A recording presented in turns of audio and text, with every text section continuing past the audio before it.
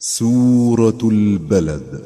شروع اللہ کا نام لے کر جو بڑا مہربان نہایت رحم والا ہے۔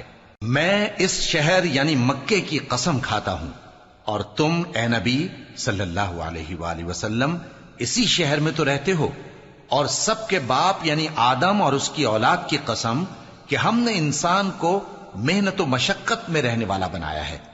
کیا یہ خیال کرتا ہے کہ اس پر کوئی قابو نہ پائے گا؟ کہتا ہے کہ میں نے بہت سا مال برباد کر دیا۔ کیا اسے یہ گمان ہے کہ اس کو کسی نے دیکھا نہیں؟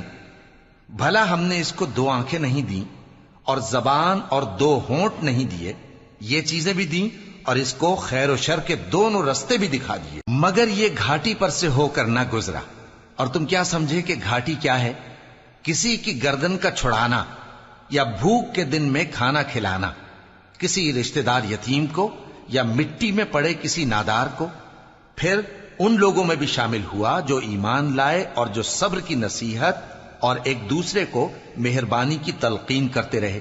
یہی لوگ اچھے نصیب والے ہیں، اور جنہوں نے ہماری آیتوں کو نہ مانا وہی برے نصیب والے ہیں۔ یہ لوگ آگ میں بند کر دیے جائیں گے۔